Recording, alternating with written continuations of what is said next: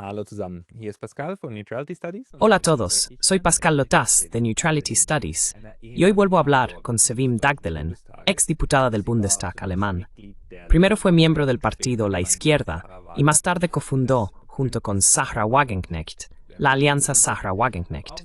Además, es autora del libro en alemán, La OTAN, un ajuste de cuentas con la Alianza de los Valores. Señora Dagdelen, bienvenida de nuevo. Hola, muchas gracias por la invitación, señor Lotas. Ja, und vielen Dank, dass Sie es angenommen haben und dass wir uns wieder Sí, muchas gracias por haber aceptado la invitación y por poder conversar de nuevo. Algo que resultó muy interesante. Hace poco estuvo en China y tuvo la oportunidad de reunirse con políticos chinos. También visitó la embajada china y, entre otras cosas, fue objeto de críticas en Twitter por ello. Pero ahora ha podido tener un primer contacto con China. ¿Cuál es su impresión sobre la relación entre Alemania y China? Ihr Eindruck zum deutsch-chinesischen Verhältnis? Creo que algo muy importante es lo siguiente. Fui invitado, entre otras cosas, al foro Shangri-La. Es una conferencia sobre política de seguridad, sino la más importante de la región en el ámbito asiático. Había más de 1.800 participantes de más de 100 países. Fui invitado de manera destacada para hablar en un podio, en un panel. El tema central era la evaluación de la situación geopolítica internacional, 80 años después de la guerra antifascista. La victoria sobre el fascismo, el militarismo japonés en Asia y el fascismo alemán en el continente europeo.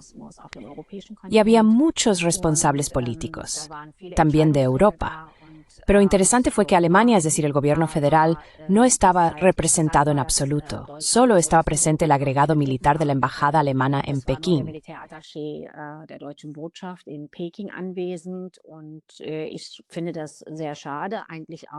Y me parece muy lamentable, en realidad también insensato, que el gobierno federal no aproveche una oportunidad así para ejercer diplomacia, entablar conversaciones y mantener diálogos. Y resulta realmente difícil cuando no se tiene representación, cuando se considera que no es necesario enviar a nadie a la segunda economía más grande del mundo, que está en camino de convertirse en la primera y desempeña una función geopolítica tan importante. Lo disfuncionales que se han vuelto las administraciones en Occidente lo demuestra. Por ejemplo, la reciente no visita, en realidad el intento de visita del ministro de Asuntos Exteriores Johann Wadephul a China. En resumen, se puede decir realmente así. Alemania renuncia a la diplomacia. En el fondo, renuncia a la diplomacia. Se cree que se puede aleccionar moralmente a las grandes potencias desde la distancia, en lugar de entablar un diálogo con ellas.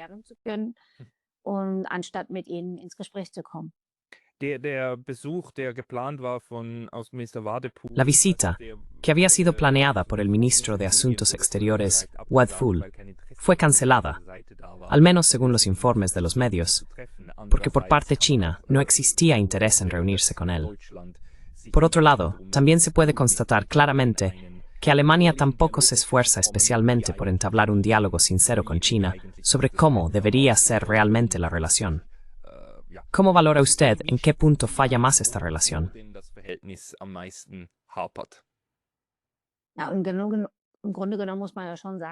En el fondo hay que decir que Wadephul representa una constante. No es más que una perla en una cadena. Recordemos a Heiko Maas, a quien acompañé como diputada en su visita inaugural a China en 2018 o 2017. Recordemos también a Annalena Baerbock, que en una cadena de televisión estadounidense, la conservadora Fox News, consideró necesario despotricar contra China durante una visita a Estados Unidos.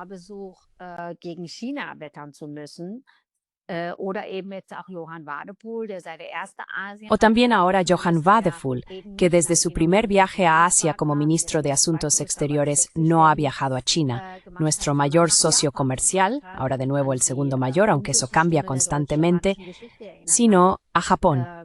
Allí recordó las horas más oscuras de la historia germano-japonesa, como por ejemplo la alianza en el Pacto Anticomintern entre Japón y Alemania en 1936, 1937 y más tarde también con la Italia de Mussolini. unidos contra la Unión Soviética y China. Con ello también se impulsó el militarismo japonés. En Japón volvió a designar a Japón como el mayor socio estratégico de la región. Afirmó que era un socio de primera categoría y que era necesario actuar conjuntamente frente a los peligros en la región.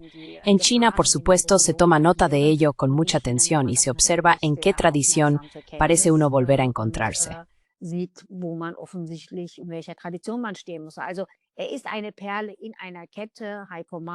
Así que él es una perla en una cadena.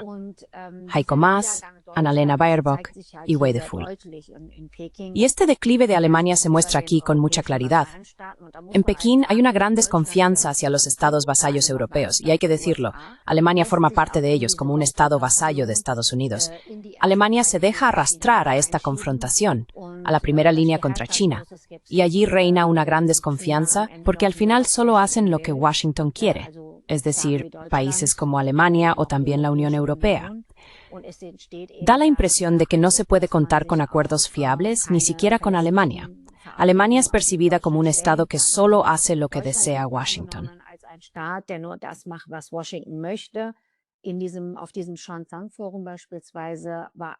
En este foro de Shandong, por ejemplo, tampoco hubo ningún representante de la Unión Europea. Entre bastidores, se rumoreaba que fueron sobre todo los Estados Unidos quienes ejercieron presión sobre los países de la UEUR para que no participaran en esa conferencia de seguridad, ni siquiera, por ejemplo, en el desfile conmemorativo del 80º aniversario de la victoria sobre el militarismo japonés y la guerra antifascista. Tampoco allí hubo ningún representante de la Unión Europea, ni de los países europeos, ni de Alemania. Y también se dice que eso ocurrió por presión de Estados Unidos. Esto, por supuesto, representa un gran problema para Alemania, porque, en mi opinión, es una ilusión insensata pensar que se puede resistir en una confrontación con China.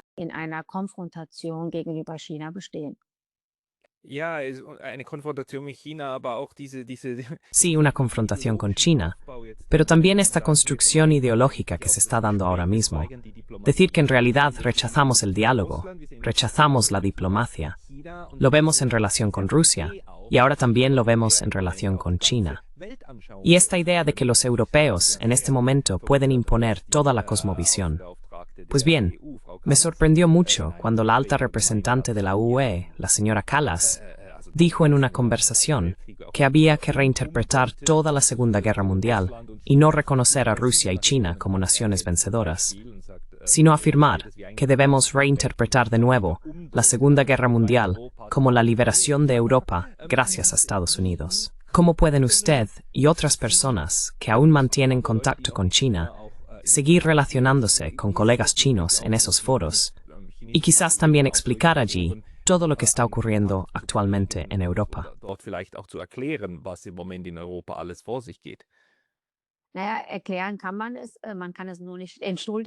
Bueno, se puede explicar, lo que no se puede es justificar, porque realmente es injustificable que la alta representante de la UE, y así fue en realidad con sus declaraciones más recientes, es decir, Kaja Kallas, haya provocado una gran incomprensión en China, porque la Estonia había puesto en duda, en nombre de la UEPR, que China y la Unión Soviética tuvieran una participación decisiva en la victoria en la guerra contra la Alemania nazi y contra el militarismo japonés. Y eso es realmente una verdad absoluta. Los soviéticos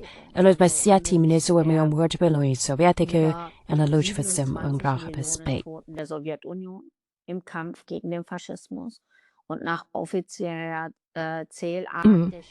Y según el recuento oficial de los chinos, hubo más de 35 millones de muertos en la lucha contra el militarismo japonés. Incluso antes del comienzo de la Segunda Guerra Mundial, ya se había producido el ataque de Japón. En conjunto, es decir, el periodo anterior y posterior a la Segunda Guerra Mundial, esta lucha costó más de 35 millones de vidas contra los fascistas japoneses.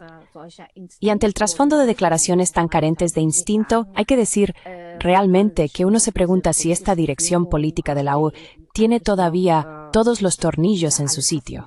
Parecen haberse vuelto completamente estúpidos, y así es como se percibe también en China. En fin, lo que he experimentado hasta ahora en China es que mis interlocutores son todos muy inteligentes y muy sabios.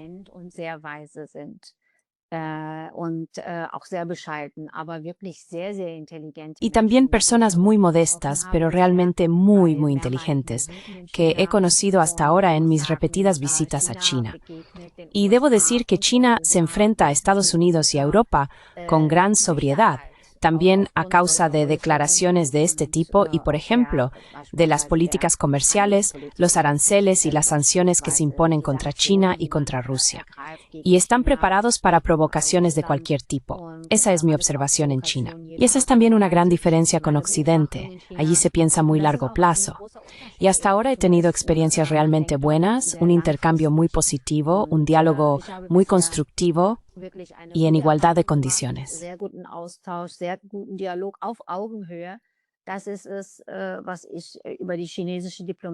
Eso es lo que puedo decir sobre la diplomacia china. Quiero decir, entre los 1.800 participantes del foro Shangtsung procedentes de más de 100 países, se incluyó de manera destacada en el plenario, en los paneles y también en las reuniones a puerta cerrada, es decir, en los encuentros, a muchos representantes de estados muy pequeños, de países pequeños. Eso no ocurre en la OTAN o en la Conferencia de Seguridad de Múnich, donde en esa sociedad solo se trata de armamento, exhibicionismo y respaldo de políticas bélicas. Allí no se encuentran en un plano de igualdad. Ist es nicht der Fall. Da begegnet man sich nicht auf Augenhöhe. Da gibt es ein von oben herab von USA. Existe una actitud condescendiente desde arriba por parte de Estados Unidos y sus estados vasallos. Y en China eso es completamente diferente. África, América Latina, Sudamérica, Asia, todas esas regiones ocupan siempre un lugar muy destacado en todo lo que hace China, porque realmente quieren una diplomacia en pie de igualdad. Desean reciprocidad y, por supuesto, también que la otra parte lo acepte y lo respete en su relación con China. Y eso no se observa en los europeos. Con los europeos siempre tengo la sensación de que cada vez que estoy en China, tengo que estar explicando constantemente a qué puede deberse eso, por qué.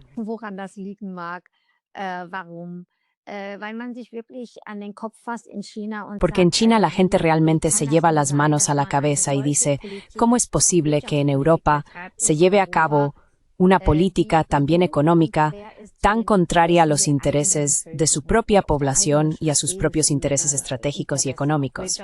Pues bien, desde la guerra de Ucrania se ha aprobado el 19º paquete de sanciones, el 19º paquete para poner a Rusia de rodillas, como dijo la ministra de Asuntos Exteriores Baerbock, para arruinar a Rusia. Pero lo que se ha arruinado es la economía alemana, la industria alemana. Está por los suelos, eso sí se ha conseguido. Y ya se quiere preparar el siguiente paquete, lo cual es simplemente una locura total. En lugar de eso, se podría, por ejemplo, tomar a China como ejemplo.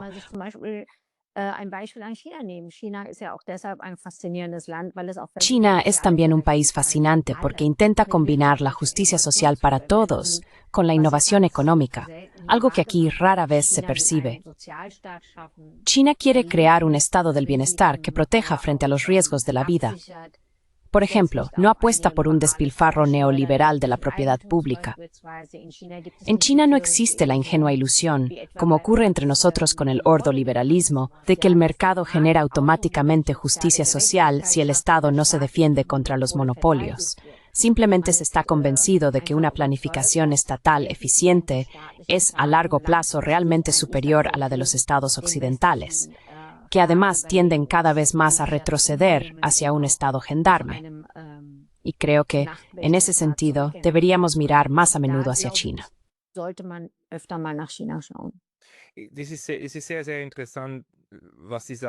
Es muy, muy interesante lo que usted dice. En Japón tampoco se tragaron así como así esa pócima neoliberal.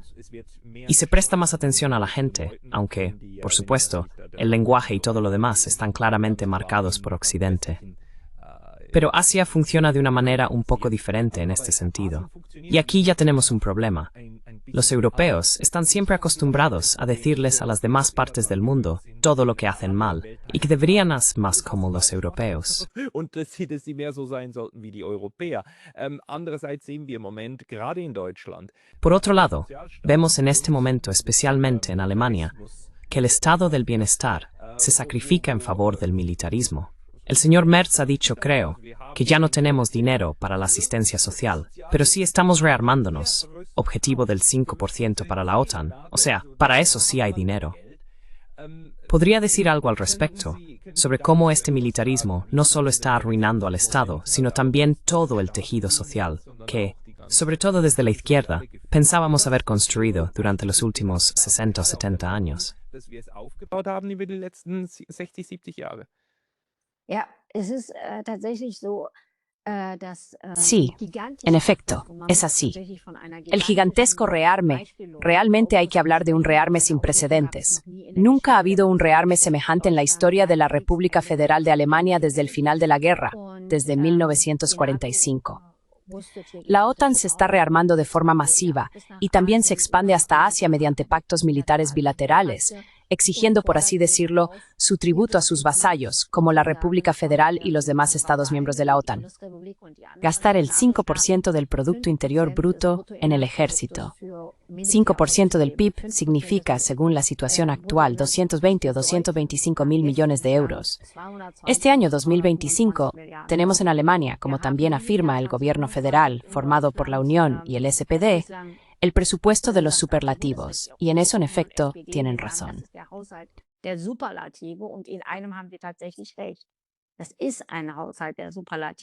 Este es un presupuesto de superlativos. No ha habido uno así desde 1945, desde la fundación de la República. El presupuesto federal asciende a unos 505 mil millones de euros. Ahora pueden calcular cuántos son 220 o 225 mil millones. Es casi la mitad. Sí, es casi la mitad de todo el presupuesto federal. Y a eso se quiere llegar. En este momento son aproximadamente 100, es decir, entre 90 y 100. Y también hay a veces gastos ocultos. Siempre hay que hablar de gastos militares, porque el presupuesto de defensa, que ya es la segunda partida más grande en este presupuesto actual, no representa la totalidad de los gastos militares. A eso se suman todas las bases, y así sucesivamente.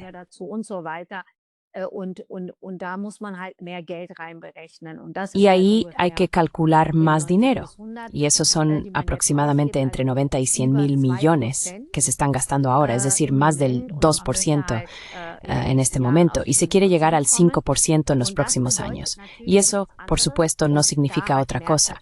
Y ahí Merz tiene razón. Dice que ya no podemos permitirnos el estado del bienestar. Claro. Quien ha tenido que aceptar y asumir una expansión militar tan grande, no puede invertir dinero en el estado del bienestar, en la infraestructura, en la sanidad, en la educación y, por tanto, en el futuro de nuestra nación, sino que tiene que destinarlo al ejército. El euro solo se puede gastar una vez, y solo con endeudamiento, eso no va a funcionar.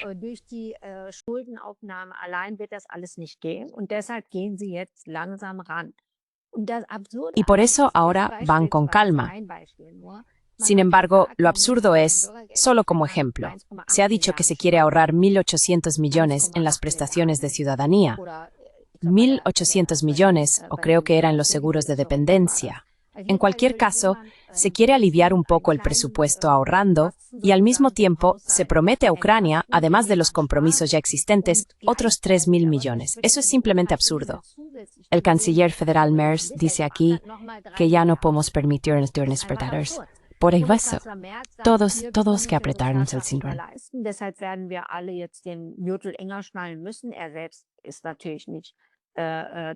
Él mismo, por supuesto, no se ve afectado, pero al mismo tiempo su ministro de Finanzas, Lars Klingbeil, el presidente del SPD, viaja a Kiev y promete pagar a Ucrania 9.000 millones de euros en los próximos 3 años. en ayuda armamentística, en ayuda militar. Eso es absurdo, ya no tiene ninguna lógica, y por eso también crece la frustración. La infraestructura aquí se está viniendo abajo. Los puentes dañados no se reparan durante años, las carreteras están deterioradas. El ferrocarril alemán es una lotería. En China no era así. No importa en qué tren se suba uno en China, llega puntual, tiene un buen viaje, recibe atención y comida caliente.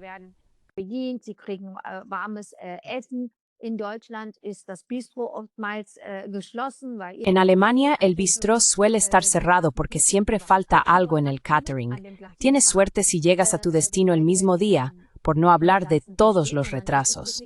Está realmente en un estado deplorable. Y sin embargo, se invierte dinero en el ejército y se ahorra en todo lo demás.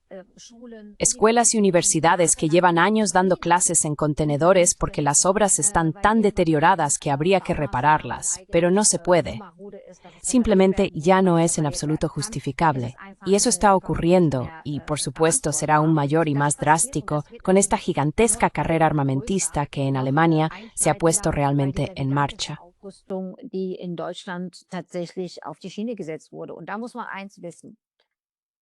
Y hay que saber una cosa. Alemania oculta su relación de vasallaje con Estados Unidos detrás de este nuevo militarismo, hay que decirlo. Porque este militarismo en realidad es deseado desde fuera. Estados Unidos exige que se destine el 5% del Producto Interior Bruto al ejército. Alemania obedece y lo ha decidido así.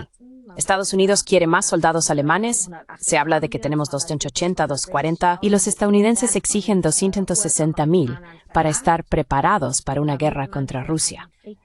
Porque hay que decirlo, están preparando una guerra. Ya ni siquiera hablan de capacidad de defensa, sino de capacidad de guerra.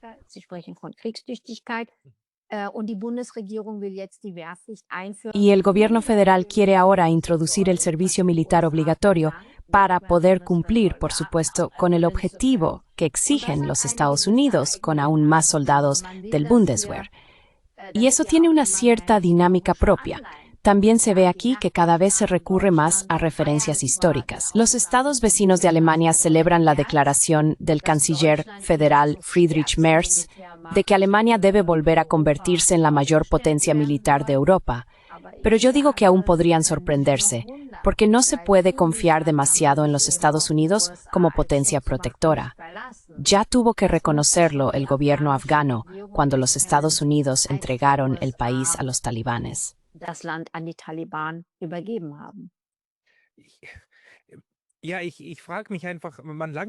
Sí, simplemente me lo pregunto. A veces uno se lleva la mano a la cabeza, sobre todo si ha estudiado un poco de historia. Una Alemania militarizada. ¿Qué podría salir mal? Hay que tener pensamientos bastante absurdos para pensar que eso podría ser lo peor que podría pasar. Pero de algún modo, esa conciencia histórica ya no funciona. Sin embargo, lo que usted acaba de exponer sí existe plenamente en China. Por cierto, en Japón, lamentablemente, también ocurre, aunque en otro ámbito, no en el mismo que en Alemania. Pero esa es otra historia. ¿Cómo ve usted esto? Es decir, la propaganda, y también cómo en este momento esa propaganda, especialmente el odio hacia Rusia que se está fomentando, y también el miedo a Rusia, esa idea de que mañana el ruso volverá a estar en Berlín, mientras siempre se omite por qué tuvo que estar en Berlín en 1945. Pero eso, claro, se deja de lado desde el principio.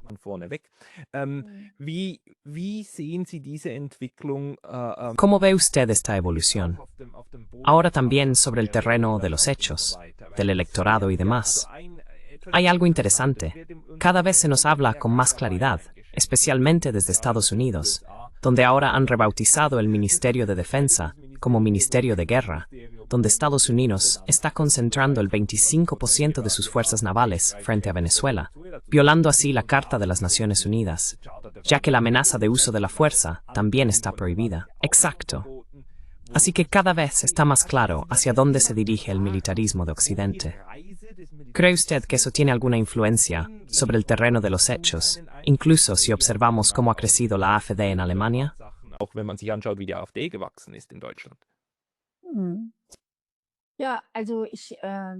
Sí, bueno, a pesar a pesar de este bombardeo propagandístico de los últimos años, ya existe una mayoría sustancial en la población alemana que no quiere la guerra.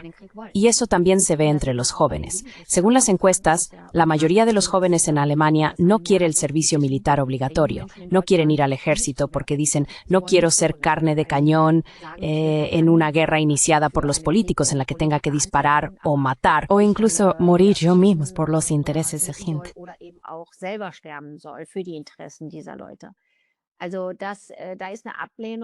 Así que hay un rechazo, y por supuesto también entre muchas personas mayores, en parte aquellas que tienen experiencias de guerra. Solo que el centro es un poco diferente. Son aquellos que antes se negaban a hacer el servicio militar, por cierto, como los verdes, que ahora se han convertido en los mayores belicistas de este país. Yo siempre he dicho que a esos fanfarrones habría que enviarlos al frente, pero deberían dejarnos en paz a nosotros y a nuestros hijos.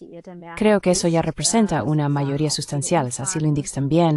Yo veo muchas encuestas. Pero no hay que subestimarlo. La OTAN libra una guerra cognitiva, participa también Alemania, es decir, la Bundeswehr alemana.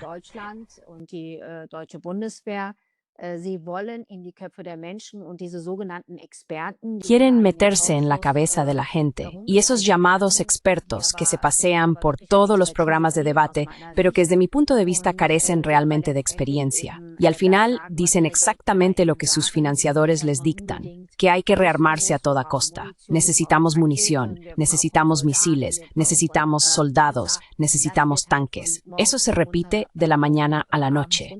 Es, hay que decirlo, una movilización mental total. También esta movilización intelectual, esta ofensa a toda inteligencia, al afirmar que los rusos están en desventaja frente a las fuerzas convencionales de los estados de la OTAN, pero que aún así podrían estar mañana ante nuestra puerta y que por eso debemos rearmarnos.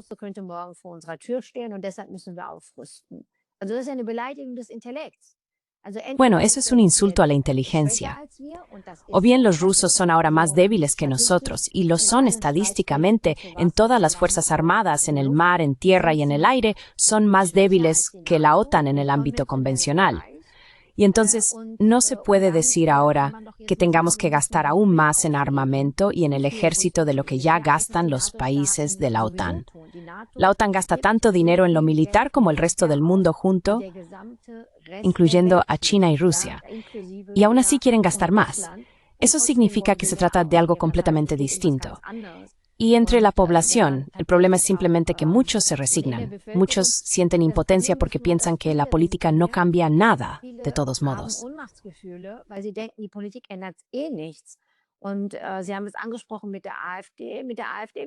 Y usted lo mencionó con respecto a la AfD. Con la AfD, por supuesto, será una historia interesante, porque dentro de la AfD hay al menos dos facciones. Una de ellas actúa de manera muy transatlántica, una que en realidad promueve la venta al por mayor a los oligarcas estadounidenses. Lo peor fue su relación, se puede ver si todo lo que hacen los Estados Unidos, Trump y Musk y otros, como ellos lo desean, también se quiere aquí. Es un partido que apoya el objetivo del 2% de la OTAN. Respaldan el gasto en armamento militar. Es un partido pro-OTAN. Y también es un partido que, por ejemplo, está a favor de reintroducir el servicio militar obligatorio.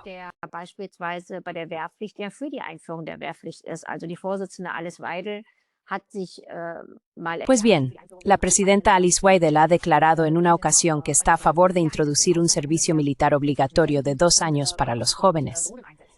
También está, por ejemplo, a favor de intervenciones militares de la Bundeswehr en el extranjero cuando sirvan a los intereses alemanes. Y no tiene ningún problema con el uso de drones, es decir, con las llamadas ejecuciones extrajudiciales.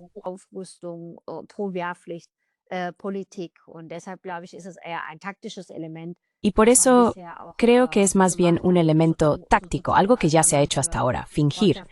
Es decir, si uno está a favor de la amistad con Rusia, quien está a favor de la OTAN difícilmente puede querer tener esa relación con Rusia. Eso es en realidad una contradicción en sí misma. Y en ese sentido será interesante ver cómo evolucionan. Mi observación desde Estados Unidos, a partir de mis numerosos viajes allí y de mis contactos, es que la interestadounidense insiste en establecer, en anclar, una región tipo Meloni en Alemania. Y para eso necesitarían, claro, azul-negro, negro-azul.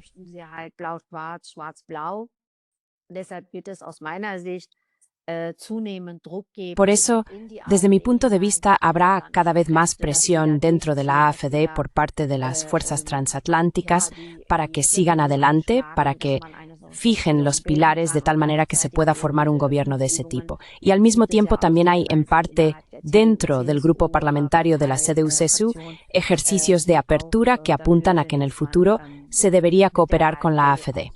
Aunque debo decir, considero que el cordón sanitario que las demás formaciones mantienen es erróneo. En mi opinión, es indigno de la democracia que tenemos, porque hay que vencerla con argumentos, no con un cordón sanitario.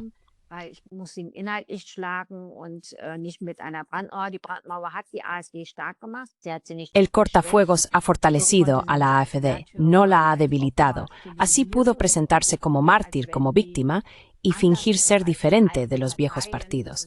Y yo digo sí, en muchos ámbitos, ya sea en la política económica, en la política social o también en la política exterior y de seguridad, es casi idéntica a la CDU. Hay coincidencias muy grandes. Pero este cortafuegos ha hecho que eso no pudiera mostrarse políticamente a las muchas votantes y los muchos votantes. Y me gustaría que las votantes y los votantes tuvieran una comprensión más profunda, un conocimiento más claro de lo que realmente representa la AfD. Wofür die AfD tatsächlich steht. Sí, ese es el problema con la AfD. Ya es tan grande que tiene diferentes corrientes internas. Y si uno mira el programa del partido de la AfD, todavía dice, creo, que quieren fomentar la democracia directa. ¿O me equivoco? Es decir, hay sectores muy moderados dentro de la AfD y hay representantes muy extremos de la AfD. La política de paz, por desgracia, es así. Es decir, el partido de izquierdas que antes la defendía y la alianza de Sarah Wagenknecht, que actualmente la lleva como bandera, son demonizados en las redes sociales como un partido pro-Putin. El nivel de debate es extremadamente bajo, sobre todo en plataformas como X y similares. ¿Cómo ve usted en este momento el papel del pacifismo o de la política de paz? ¿Qué tan importante es entre la población?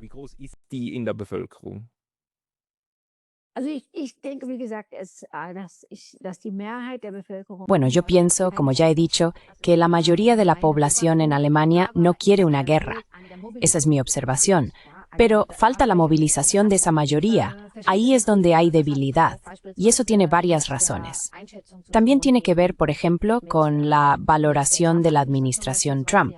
Muchos piensan que él es realmente un presidente de la paz, que trae la paz, que no emprende guerras, y por eso habría que apoyarlo. Pero otros ven la situación con algo más de claridad.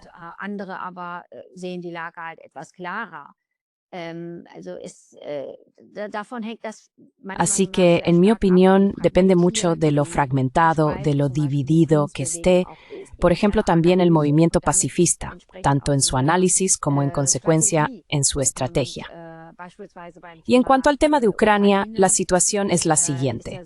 Lo decimos, quiero decir, incluso los servicios secretos estadounidenses, que cada primavera, en su informe anual, afirman que no existe ninguna amenaza de Rusia hacia la OTAN, ni hacia los Estados miembros de la OTAN, aún así insisten en este rearme, en esta movilización y en esta disuasión, como ellos la llaman.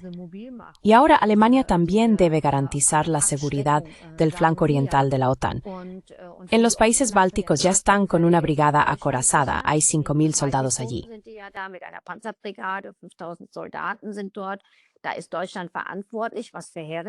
Ahí Alemania es responsable, lo cual, desde mi punto de vista, es desastroso. Porque en lugar de buscar la paz con Rusia, aquí se está preparando la guerra contra Rusia. Y eso por orden de Estados Unidos. Y yo digo, esta administración de Trump en el tema de la guerra en Ucrania, él había prometido poner fin a esta guerra en 24 horas. Estaba claro que eso no ocurriría en 24 horas. Pero la administración de Trump al principio estaba dispuesta, por ejemplo, a reconocer que la ampliación hacia el este de la OTAN y también el intento, creo que en 2008, de incorporar a Ucrania y Georgia en la OTAN fue la línea roja. Y esa línea se cruzó conscientemente en aquel entonces.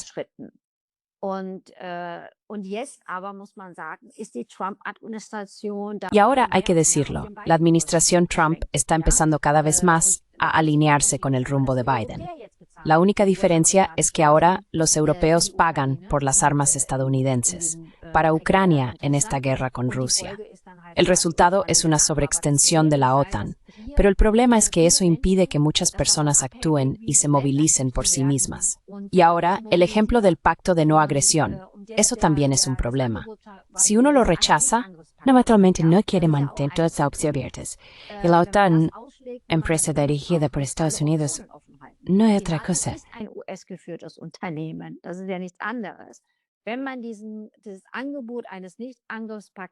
Cuando se rechaza esta oferta de un pacto de no agresión, lo que se quiere es mantener todas las opciones abiertas. Y tengo la sensación de como en 2021 no se toma en serio a Rusia. En 2021 también hubo una propuesta. Y eso lleva a... Estas discrepancias contribuyen a que en Alemania existan también estos debates. ¿Se está haciendo eso allí? Hay un movimiento por la paz, hay un movimiento para poner fin a la guerra, pero si se deja eso en manos de otros no saldrá nada. Y en Alemania, además, existe el problema de que dentro del movimiento pacifista clásico no se quiere colaborar con el nuevo movimiento pacifista, que está dominado o vinculado a la AfD, porque no se quiere tener nada que ver con ello.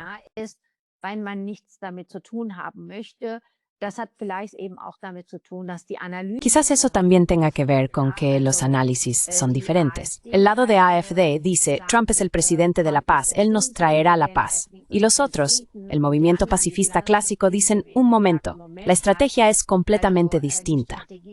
Y Estados Unidos, o más bien la política exterior estadounidense bajo Trump, vuelve a ser una política imperialista clásica, sin adornos, sin el rollo de los derechos humanos. Ya lo mencionaron al principio. Se trata de que por recursos es geopolítico.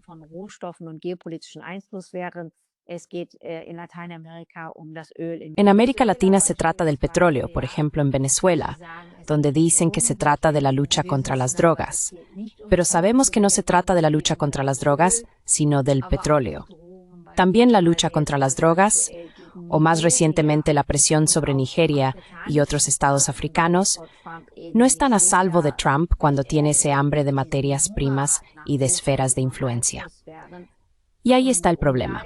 Los neoconservadores en Estados Unidos, pero aún peor.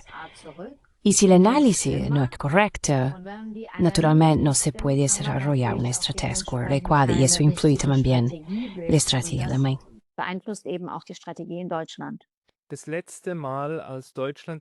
La última vez que Alemania se opuso al dictado de Washington fue en 2003, durante la guerra de Irak. Alemania no participó, sino que simplemente dijo, no, en esto no vamos a acompañaros. Y los estadounidenses se lo tomaron a mal durante mucho tiempo. Pero el punto es que en 2003, el ataque contra Irak fue una violación tan flagrante del principio de paz, una agresión. Y como sabemos en retrospectiva, todas las afirmaciones sobre armas de destrucción masiva eran completamente inventadas. Fue, sencillamente, una grave violación del derecho internacional.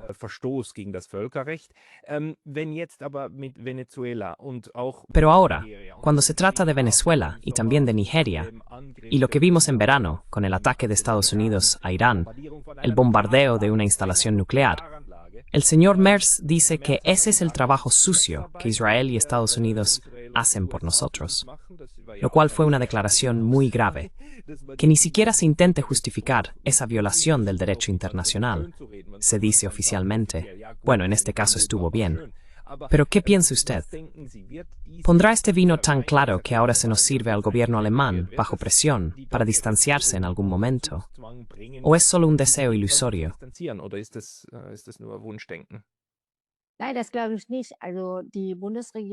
No, no lo creo. Pues bien, el gobierno federal bajo a Annalena Baerbock como ministra de Asuntos Exteriores de los Verdes, pero también antes bajo el socialdemócrata Heiko Maas, y supongo que Wedeful tampoco lo hará. Si hay un nuevo recuento, entonces nosotros como BSW volveremos a entrar en el Bundestag alemán. Y este Bundestag, este gobierno federal, probablemente no está legitimado.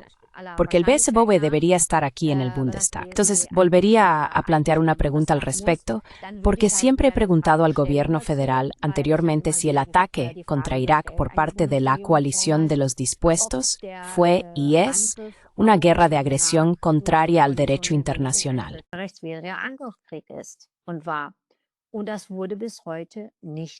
Y eso no se ha interpretado así hasta hoy.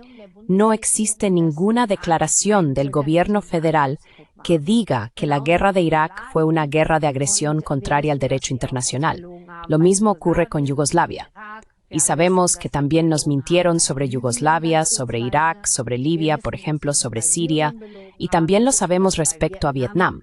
Es decir, hay muchos momentos en la historia en los que las guerras comenzaron a menudo con mentiras de guerra. Y no creo que en una situación en la que Alemania, en comparación con 2003, esté más orientada hacia el Atlántico, en los medios, en los think tanks, en esas fábricas de ideas, en esas fundaciones, vaya a cambiar algo al respecto.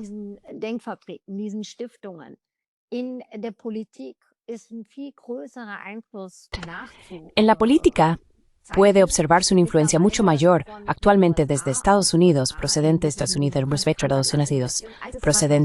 Unidos, en estas relaciones transatlánticas que la que existía en 2003. Es decir, habrá aún menos crítica real, y usted lo ha mencionado. Eso muestra precisamente la doble moral de las críticas de los estados de la OTAN hacia Rusia, lo hipócritas que son cuando Estados Unidos o también Israel bombardean ilegalmente Irán o reducen gas a escombros. Entonces se dice que eso es el trabajo sucio. Cuando Rusia libra una guerra, que por supuesto yo también juzgo, pero a diferencia de esa gente, ninguna guerra es la mía.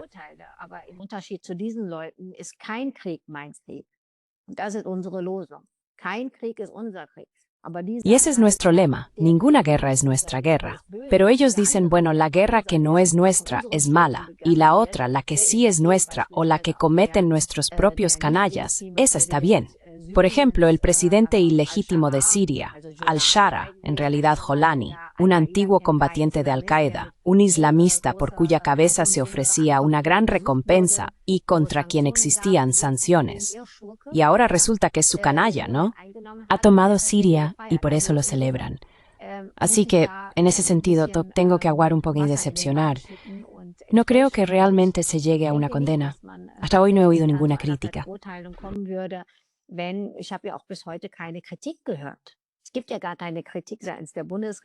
No hay ninguna crítica por parte del gobierno federal respecto a las amenazas de violencia o a los asesinatos ilegales. Son asesinatos. Ya han sido asesinadas más de 50 personas por el ejército estadounidense, por las Fuerzas Armadas de Estados Unidos frente a la costa de Venezuela. Y no lo ocultan. El secretario de Defensa estadounidense, Austin, incluso publica en las redes sociales videos en los que asesinan a personas, en los que simplemente hunden barcos sin acusación, sin juicio, sin sentencia. Y esos son asesinatos ilegales. Y hasta hoy, el gobierno federal alemán no los ha condenado.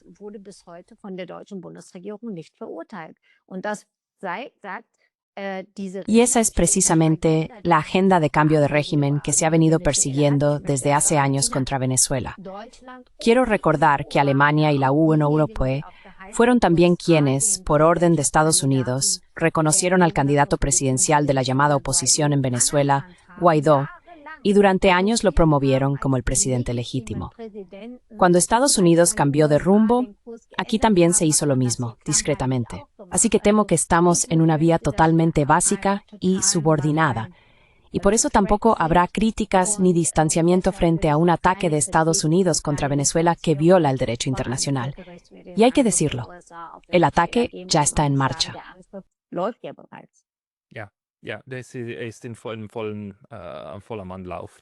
Sí, está en pleno desarrollo. De lo contrario, el Ford, el portaaviones con sus buques de escolta, no iría allí. Bueno, es trágico el punto en el que nos encontramos ahora. Este vasallaje, no solo de Alemania, sino de Europa en general, nos empuja cada vez más hacia esta histeria bélica. Y lo sabemos por el pasado. Eso normalmente no acaba bien. Tenemos que ser capaces de detenerlo en algún momento. Quizá una última palabra. ¿Dónde buscaría usted señales de esperanza? Lugares donde podamos frenar algo. Lichtblicken suchen, wo wir etwas anhalten können.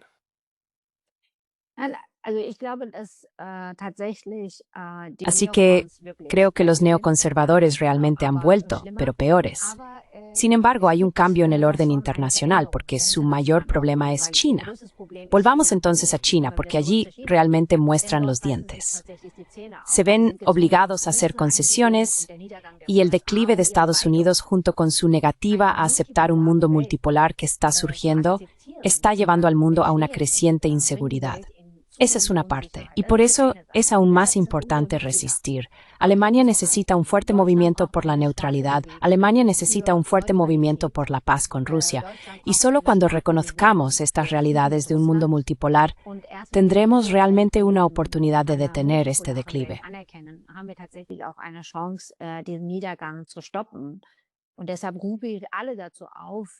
Y por eso hago un llamamiento a todos, en Alemania, en Austria y en Suiza, donde también existen estas iniciativas por la neutralidad, a que colaboremos realmente de forma más estrecha, pero también con las fuerzas pacifistas de Estados Unidos que están a favor de la paz, que defienden la cooperación en lugar de la confrontación, que apuestan por una diplomacia en pie de igualdad.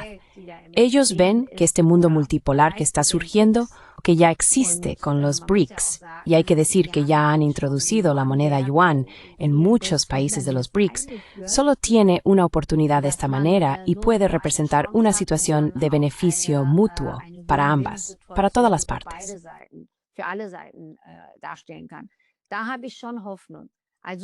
Eso me da esperanza. Es decir, siempre es así, siempre hay un lado esperanzador. Y lo importante es que quienes creen en ello permanezcamos unidos, nos reforcemos mutuamente y tratemos de movilizarnos. Yo también me pronuncio a favor, abogo también en Alemania porque estos movimientos por la paz acojan y den la bienvenida a todo aquel que de buena fe defienda la paz y el diálogo en lugar de la confrontación en la política exterior y de seguridad. Porque solo así podremos hacernos más fuertes. De contrario, estaremos haciendo el juego a la OTAN, dejándonos dividir, debilitándonos, y ellos saldrán victoriosos. Y contra eso hay que resistir. Sí, una respuesta desde la sociedad civil y unidad entre quienes sencillamente dicen, no con nosotros, es decir, no con mis hijos, no conmigo. Bien, muchas gracias Sevim Dagdelen por su tiempo. Y la gente que quiera leer más de usted, ¿a dónde debería ir?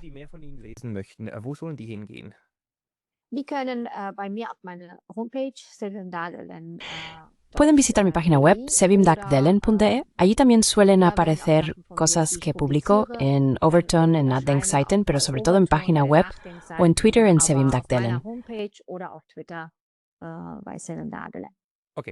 De acuerdo, lo enlazaré en la descripción de hoy. Sevim Dagdelen, muchas gracias por tu info. Yo pido